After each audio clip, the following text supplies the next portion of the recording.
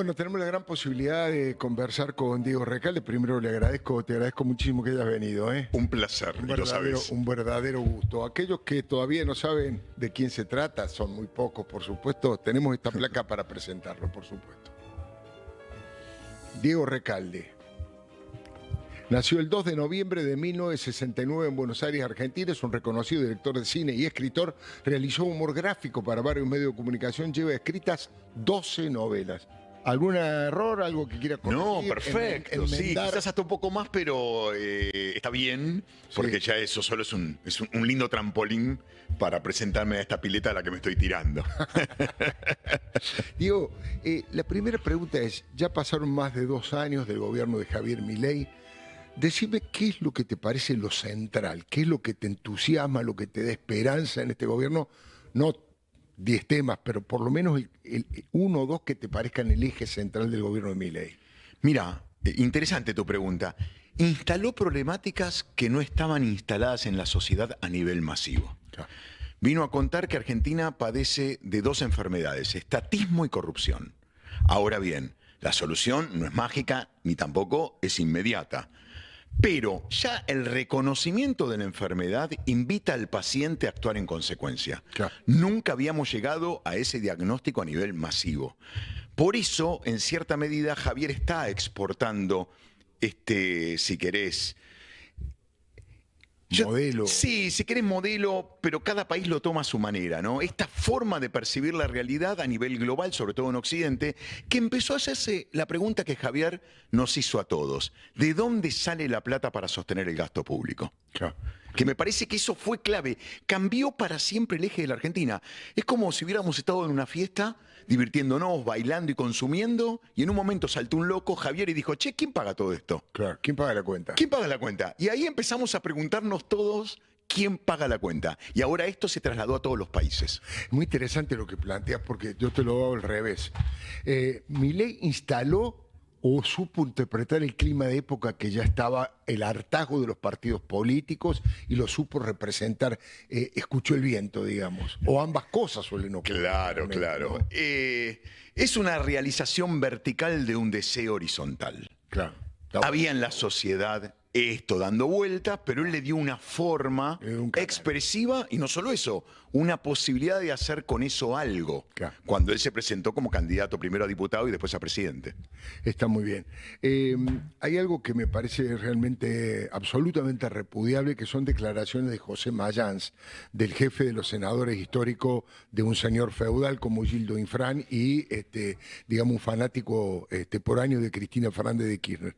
Vamos a compartir lo que dijo en un programa José Mayans, el senador, y después le quiero pedir la opinión a Diego Recalde. Esto decía Mayans. Videla no tenía parlamento y hacían lo que querían de la ley y aplicaron este programa económico y social.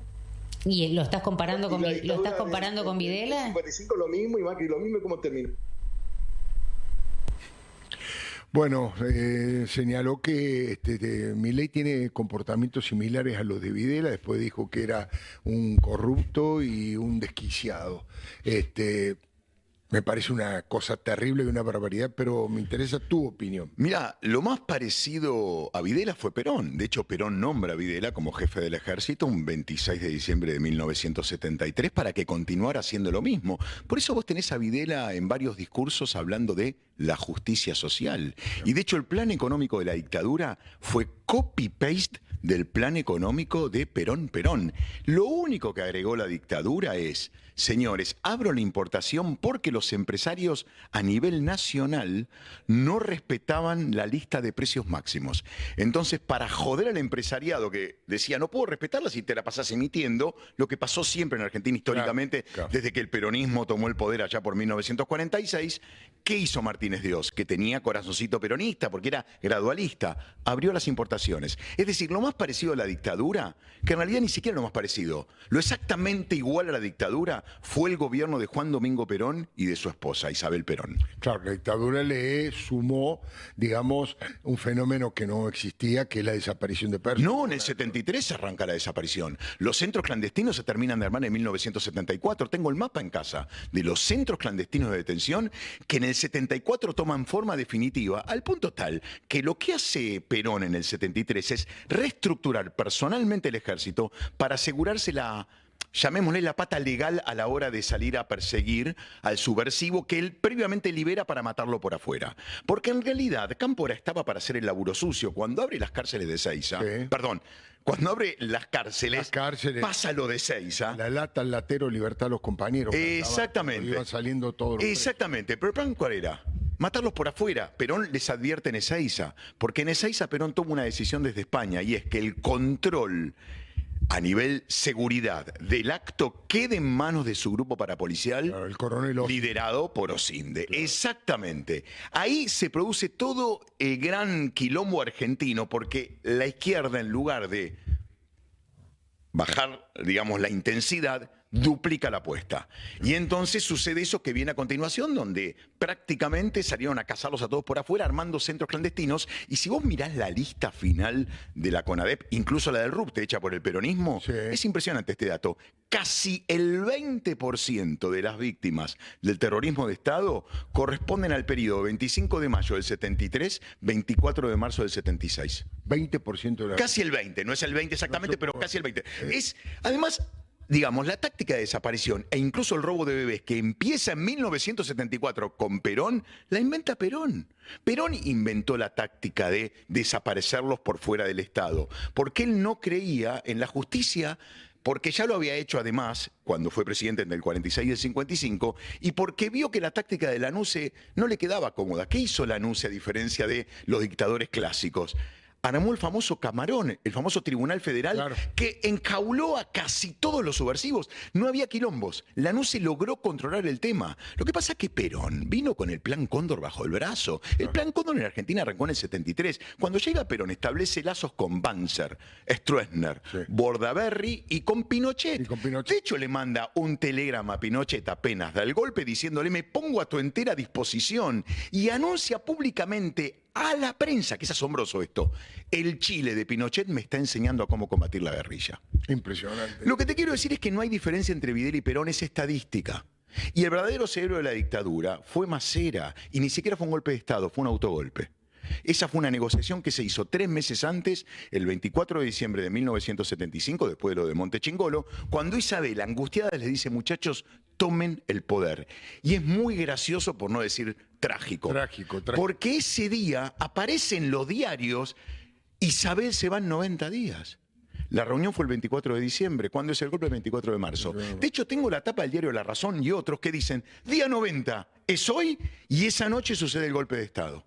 Claro, o sea, estaba todo el mundo avisado, incluso la propia Isabel. Además, la razón, un autogolpe. En aquella época tenía fuerte vínculo con los militares. Pero claro, además, porque Masera era el candidato del peronismo para las elecciones que iban a ser el 17 de octubre de 1976. Claro. Era el elegido por Isabel, que después Isabel lo elige efectivamente como vice de Luder en las elecciones del 83. Claro. Fueron socios en todo. Nunca hubo un golpe de Estado en la Argentina en el 76. Fue un autogolpe. Ahora, Mayán, comparándolo con Javier Milei, digamos. Está proyectando Mayán, porque es peronista, es de su partido. Claro.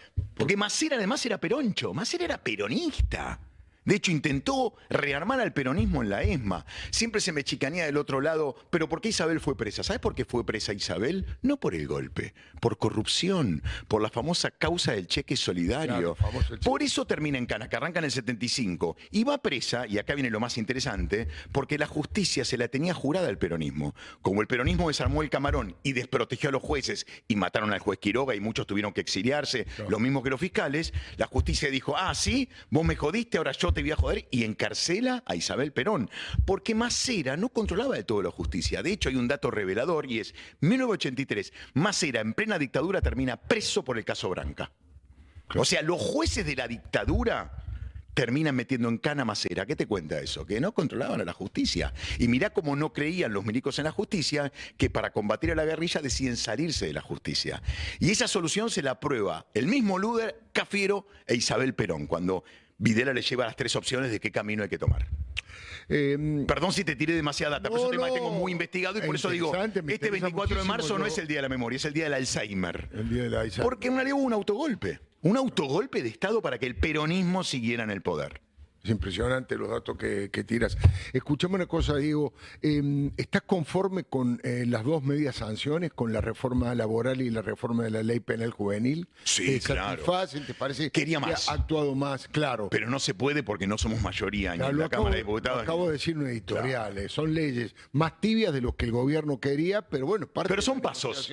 Son pasos. Lo que te está mostrando el son gobierno. señales que le mandás a la sociedad. Exactamente, que accionamos. Claro. ¿Qué accionamos? Yo hablo de manera inclusiva porque me siento dentro del partido, más allá de que no soy ni funcionario ni trabajo en el Estado, estoy en el sector privado, pero creo en lo que están haciendo. Y me parece que si vos mostrás pasos que das, estás mostrando movimiento. Claro. Y eso del otro lado genera apoyo inmediato, porque ves que el tipo sí quiere cambiar las cosas. No tenemos mayoría parlamentaria hoy por hoy, pero la ley, 14 años, me deja mi sabor a poco. Porque además, esa ley, ¿cuál es la finalidad? Tiene dos finalidades.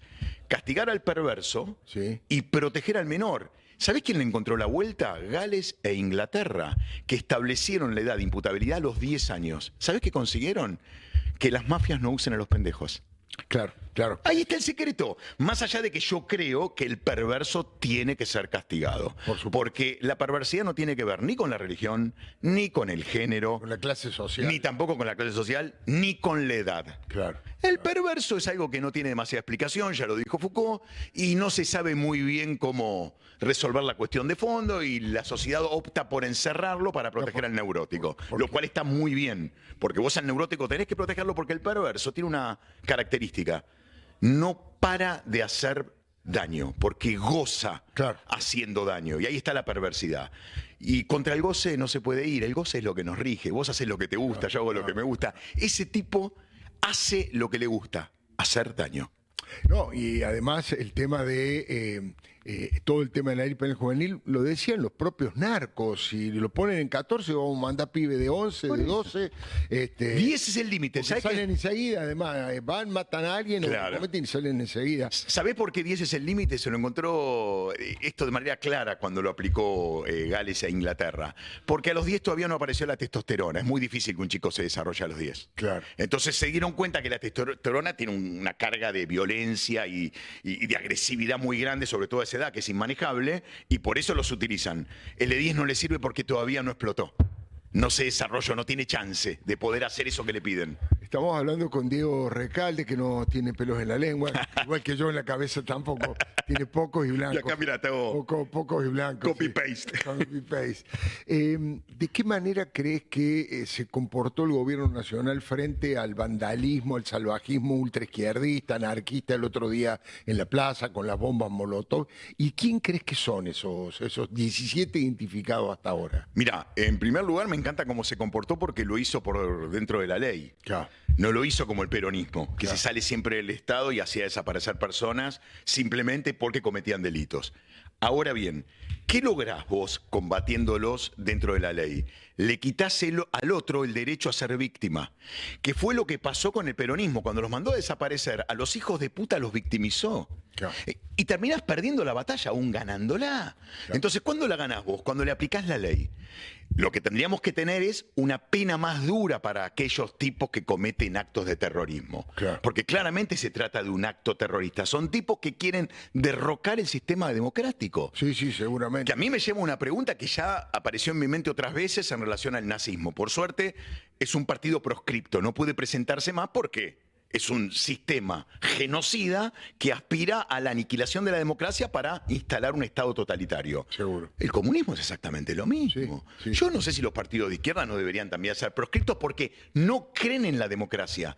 Quieren ganar para destruirla.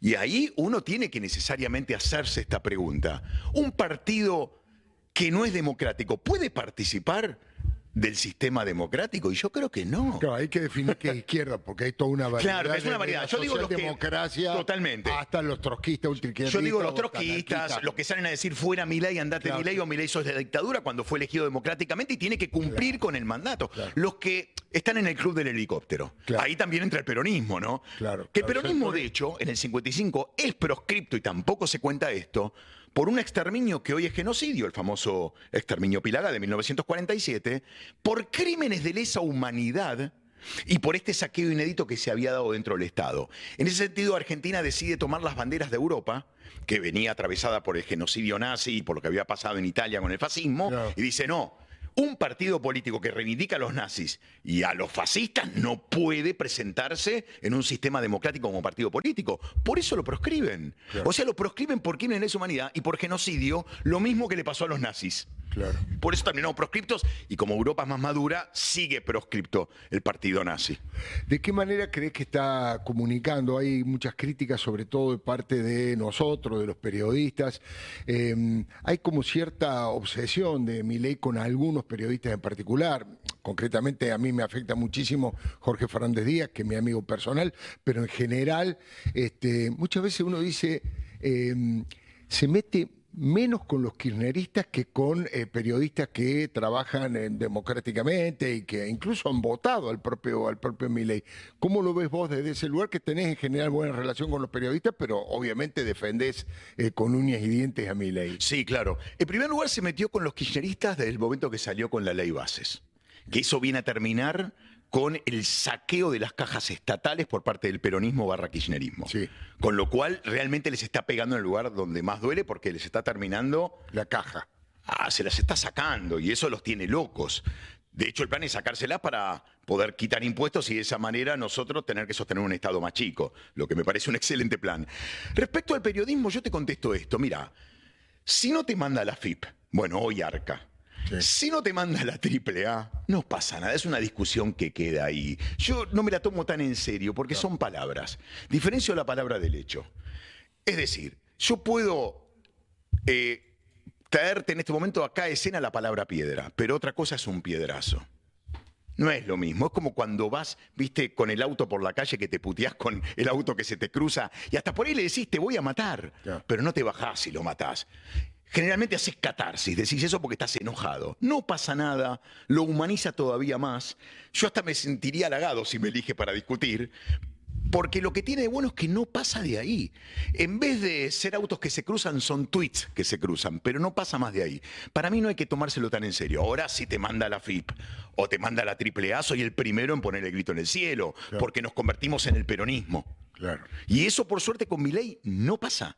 No pasa, vos podés decir lo que se te canta del totó. No, hay una relación. El único riesgo es las redes, ¿no? Hay una relación asimétrica en el sentido que lo que un presidente dice tiene una potencia, una capacidad. Eso es verdad, pero contagio. sería asimétrica si te manda al Estado.